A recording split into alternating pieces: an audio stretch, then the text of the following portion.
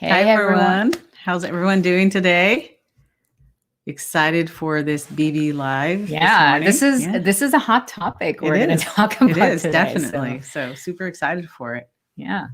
I was thinking about why did we choose this topic, because the whole idea of boundaries has been coming up a lot, like burnout and boundaries, and just a lot of struggle right now with that. So that's why, as we're beginning a new quarter, and 3 months have already passed in a year. Gosh, time flies. I know, time flies already. We're in Q2 for most people who speak in those terms in the second quarter.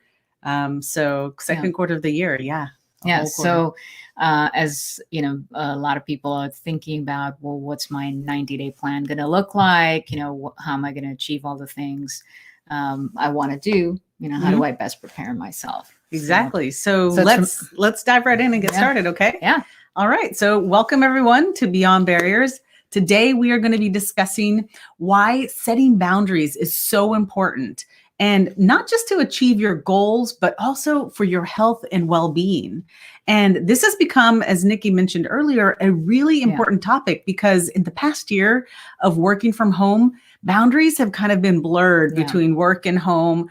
And most people are experiencing burnout about now, because it's been a good year and a half, 18 months that we've been working from home, and you don't have those normal breaks that you do in the workplace where you might get up and go to the water cooler, or get up and go grab a snack, or get up and go grab lunch and talk chit chat with people and coworkers. You're just in front of the computer at home taking video call after video call after video meeting, and you forget sometimes to even get up and have lunch. Even that daily commute sometimes can be a really good way to have some sort of punctuation, and even that's gone. Right? Exactly. And so here's the good news and the bad news, right? Remote working is not going away at all. There's going to be a hybrid now. And so we're going to share with you tips and tools that you can really maybe stop coping with the burnout and start thriving, and learn how to set those boundaries so that you are doing excellent work.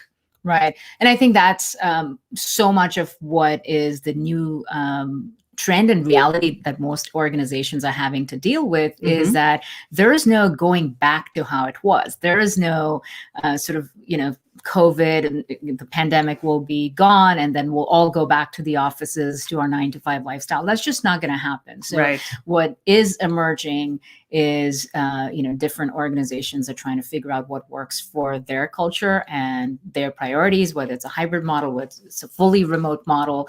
And really the shift of focus from, making it about where you work to becoming about what really doesn't matter where or when you work. But that's not just an adjustment for companies, it's also an adjustment for everyone working in them. In that we have to shift how we operate and make it work for us, versus thinking like the same way we used to work before is just going to translate into the right level of performance, productivity, or even well-being. So, that's why this topic is so important, and something that we ourselves are responsible for. So first off, regarding burnout and stress, it's easy to think that it's just because of long hours and just a lot of workload, right? But you could be working 16 hours a day and still be healthy and happy. So it's not really about time as such, that causes burnout. It's about your needs not being met in some way. And that's unique to each person. So the amount of sleep that I need might be different from yours, or, when you prefer to have your meals, or what kind of exercise you need, or even your need for connection with people. Each of us has different needs. And so really it comes down to designing an environment that helps you get what you need and achieve your goals. So ultimately, each of us is responsible for not only valuing ourselves, but also our time and focus. Exactly. And that's not selfish. That's self-care. Yes. So, Monica, I've, admired how you've been very disciplined in establishing boundaries and sticking to them no matter what, throughout various roles in various companies. And you've always prioritized what's important to you. So, share a little bit about how you got so good at it, because it's not very common. And I've been impressed to see just how well you do that. Yeah. Well, I mean, certainly it was a muscle I had to develop, and it was uncomfortable at first, just like when you first start working out and you get sore. It's a little, I was always worried about, will I be judged for it? But at the end of the day, I had no choice, because in those moments, in my example that I'll share with you, is I had elder care responsibilities, and my mother became very ill, and she was having to go to the doctor and to the hospital multiple times a week. And I was, the one who was the primary care for her elder care, and she was living with me. We had to move her out of Texas, and she moved in with me so that we could get the utmost care for her. And so I really, at the end of the day, learned that being transparent and setting expectations and being just open, honest, and authentic with the people around you and setting those boundaries honestly liberated me and gave me more freedom. And so really having my calendar and sharing my calendar with everybody and letting them know that, like, if I have this blocked in red and it says, doctor appointment with mom, that is a non-negotiable. If I leave it in a different color or whatever, reach out to me and we can work around it. But it was really that communication. It comes down to communication, but then also just being completely unapologetic and saying, like, here are the things that I am trying to balance. And balance is the wrong word, right? I'm trying to integrate parts of my life and work. But ultimately, I'm going to get my work done. It just doesn't, it's not going to happen between the hours of 9 to 6. But at the end of the day, I will deliver by the time we need things to get done. And everybody was on board. Right. And so it just became a normal kind of, it was the new normal. And it was like when people were needing to schedule appointments with me, they'd look at my calendar, and then we would work together to figure out a time that we would get things done. And I was able to tend to my mother and her healthcare and get my work done and manage my team and manage a global executive role that I was running. But it came down to being unapologetic, stop feeling guilty that I was doing this, and then just communicating and managing those expectations, and then, working out something that was mutually beneficial for both groups. Right. And, the benefit of that went beyond just being able to take care of your mom and also perform extremely well in your job. The benefit of that was also the long-term impact, is that even though she is gone, that sense of satisfaction knowing you did everything possible. Absolutely. There was no regret to say, oh gosh, I can't believe I wasn't there for her enough because, I didn't cancel that meeting, or I said yes when I should have said no. There's no regrets. And that's powerful. And that could be whether it's with childcare, elder care, or just self-care, whatever that is, to put priority on what's important allows you to not only, get the right results and live without regrets, but actually perform better. Absolutely. Yeah. And, for me, this was a lesson learned even as an entrepreneur, because one of the big differences is that as an entrepreneur, if you're not setting boundaries for yourself, they literally do not exist unless you set them. Right. So in a company, there could be, there's certain set times, and when you start work or end work, or meetings that other people put on your schedule. But as an entrepreneur, there are no boundaries unless you set them. And, when you're on this role of a big mission, you could just, be on this endless mission to keep working harder, longer, and ignore every other aspect of your life. And that gets even worse. The bigger your company gets, the worse your life actually gets. And ultimately, it takes away all joy of that entire journey if you don't have any ground rules. So, that was something that I actually did learn the hard way. Even when I thought I had boundaries, I actually didn't have as strong boundaries as I needed. And just implementing those have been so powerful. Yeah. So let's break this down. What are the steps to establish boundaries? Yeah. So first off, before we talk about the steps, I think it's really recognizing, having the right mindset around boundaries. Boundaries don't make you inflexible. They actually make you effective, right? It's the most important mechanism you have to live life on your own terms, yes, and to be the creator of your own destiny. Because without that, you're essentially sort of handing the power to someone else or to everybody else and saying, you decide where I should focus, you decide what I should put my time towards, you decide how I should feel today. And if Right. you've given your power to everybody else, then you're going to get what they have in mind for you. So boundaries are that real mechanism that helps you do that.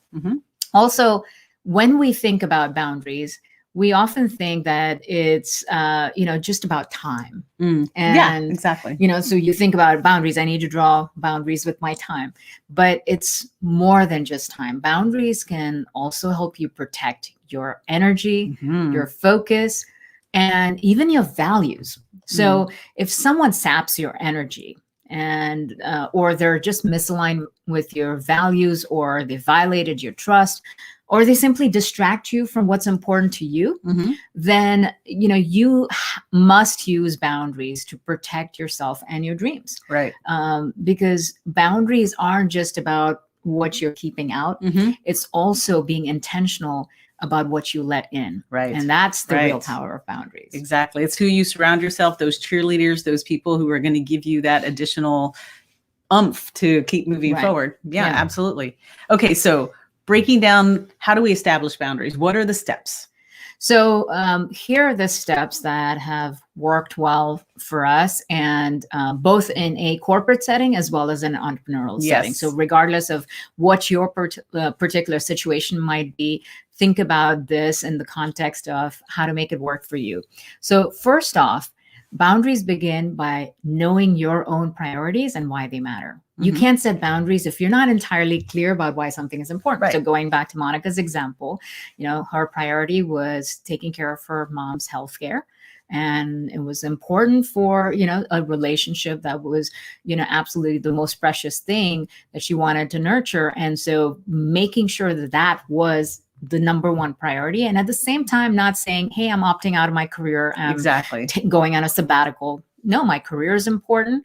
And so is my family. I'm going to make it work. So getting very clear about your priorities and why they matter. Yes, exactly. Number two, once you know that, determine what it requires of you. Does it require you to invest your time, or maybe be in a certain location, whatever that is, whatever resources you need towards those priorities, then make that commitment to reflect that, right? So it could be, for example, this could be blocking off days on your calendar when you have doctor's appointments, or even if it's a daily habit, like blocking off time when you want to go running, or, want to have dinner with your family.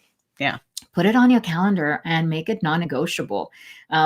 If you block it off first, then you're essentially prioritizing where you want to invest your time, as opposed to letting other people take up time on your calendar and then working around that, right? Because then you're essentially saying, my goals and my needs are not as important as your need for my time. Yes. So in that, being able to just reflect your, time, your environment accordingly. Exactly. And I mean, and it's extremely important of reflecting on those priorities and the time that it's going to take, and then being able to, which we'll talk about, is setting expectations with both parties as well. Which is that's step number 3, is once you have made those commitments to yourself, if you're not committed to your own priorities, you can't expect other people to be. Right. So once you've made that commitment, the next step is now have that honest dialogue, set expectations with other people. Let them know that, hey, my calendar reflects certain non-negotiable, commitments, whether it's a work meeting or a friend who wants your time. Just make it non-negotiable. Yeah. And one of the things that we do, and I know I used to suffer from it, is that we try to overcompensate by saying, if there was a meeting and I had it blocked for either maybe my mom's appointment, or maybe it was just now time for myself, like just to relax or just to be able to have a break for myself, someone would reach out and try to book something over it. And I would go and over explain, instead of saying, hey, I have a meeting. I have a meeting that can't be moved. Can we, do it another time. Right. So, don't be, so flexible with the commitments you've made. Your commitments have to be firm.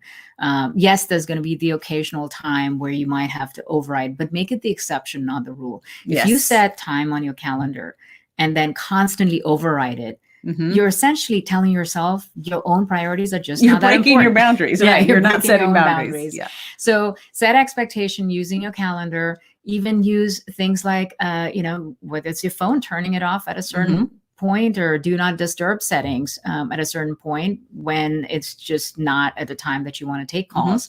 For me, email is really important. I set expectations about when I'm going to respond to email. I'm not on email all the time at all. I check email maybe 2 or 3 times a day. And the rest of the time, you just set expectations that you can even put a footer in your email signature that says, I check email at these times, don't expect quick responses.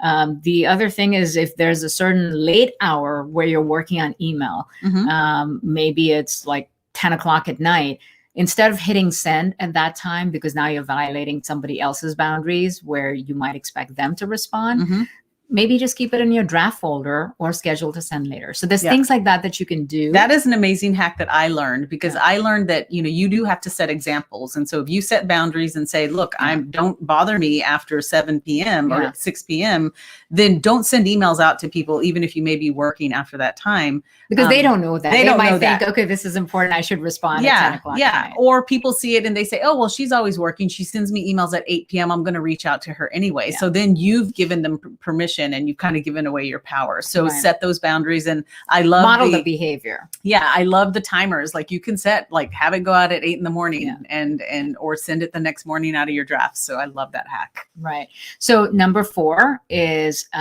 when you say no, you don't have to always say no directly. You can also be sort of decline in a more flexible way by offering alternatives. So a lot of times people feel like, if I say no, maybe it's to a friend, I really needed some downtime this weekend, but my friend wants to, go hang out somewhere, go on, a road trip or something. And I'm really not up for it, but I don't know how to say no. Just offer alternatives that, this weekend isn't ideal for me. And, but how about we do it this other weekend? Or how about if we do something different that, is more flexible for you? So offer alternatives, because it also makes the other person feel less rejected, and makes them feel like, they still have control over the situation. So, don't feel like if keeping your boundaries means that you have to be really harsh and rude and mean and say no in a very difficult way. You can always do it by offering alternatives. Yeah. And at work, I used to always, and like I said, less is more. I would just go back and say, hey, sorry, I have a conflict at this time. Can we do this an hour later? Or can we do this tomorrow morning? Is it urgent? And most of the time, 99% of the time, they're like, oh yeah, we can do it an hour later or tomorrow or whenever. Or if they came back and said, no, actually it's really urgent and everybody can only meet at this time, then you know that that's the exception that you're going to make. But usually just put it out there and say, I can't move this meeting. And even if it's your own personal time, they don't need to know. You can just say, I have a commitment. I can't move it. Can this be done at another time? 99% of the time, the answer will be yes. And you then have basically saved your boundaries. That's exactly right. So that takes us to our final step, number 5, which is protect against predators. And what I mean by that is predators are the ones that will, constantly take things from you, whether it's your time, your attention, your focus, your energy. Protect yourself from that. That is when maybe a hard no is necessary, where it's not even giving alternatives. It's simply saying, sorry, that doesn't work for me. Or I have a commitment, and you don't need to over explain or go into details about why that's not going to work. You can simply decline and say no, and you'll feel great about it because you took a stance and you stood for what's important to you. And in those situations, especially, it's also appropriate to ask questions. So if this is in a work situation, for example, and, there's a meeting that had 12 attendees invited, feel free to ask, if your reason for being in that meeting is not entirely clear and it's not the best use of your time, you should be asking, am I really needed for this meeting, or can I just get a report out or notes from this meeting to keep me in the loop? I think one of the biggest time sucks and things that breaks everybody's boundaries are, unnecessary meetings with unclear agendas, unnecessary attendees, or extended periods of time. What could be done, in 30 minutes is booked for an hour meeting, or what should take really a quick, 15-minute chat between 2 or 3 people ends up becoming a hour-long meeting with 12 people with opinions. Or sometimes it's just an email. You could just Slack or email and resolve the issue instead of even scheduling a meeting. Yeah. I always, I always follow this acronym that I call PTR. And at the end of the day, it's really trying to understand of, the meeting, is it an hour long? And like you were saying, we always have it at Monday, 9 a.m. And, and I always ask, okay, is this preference? Like, is the person who's having this, is this their preference? That can be changed. So you should challenge it. Is it tradition? Well, traditions need to change, because sometimes when they set that time, it worked for everybody and times have changed and it doesn't. Or is it a requirement? And if it's required and it can't be moved, and it's required because of some sort of, I don't know, compliance or whatever it might be, then it's like, okay, this is the time I need to make the exception. But 2 times out of 3, it's going to be something that you can challenge because it's somebody's preference or just tradition that hasn't been challenged, and you need to challenge it. So I always think about PTR in those situations of like, okay, is this preference, tradition, or is it a requirement? If it's a requirement, okay, I will compromise, but otherwise let's work something out that works for everybody. Right. So, and these are excellent tools to really think about how do you protect yourself from predators, right? Exactly. Don't let them take away your time, focus, or priorities. And whether it's at work or home or even in your friend circle, you've got to sort of, be very clear about those boundaries. And when, it's impossible to find reasonable paths forward, it's okay to say no. Exactly. But there, that's it. Those are the 5. So know your priorities and why they matter. Invest your time and your resources to reflect those priorities. Set expectations with others, through your calendar, your email, your phone. Number 4, decline by offering alternatives. And number 5, protect yourself from predators. So there you have it. Take action right away. Figure out the one thing that's important to you, and then set those boundaries and make it happen and thrive in your daily work. Excellent. All right. Don't have any questions, but hope this has been helpful, everyone. And, send us, we love that we get topics that everyone wants to hear about. So be sure to send us any topics that you want through any of our social channels. And we'd love to connect with you. You can just comment below, let us know what you liked and what you implemented as well. Awesome. All right. See you next time.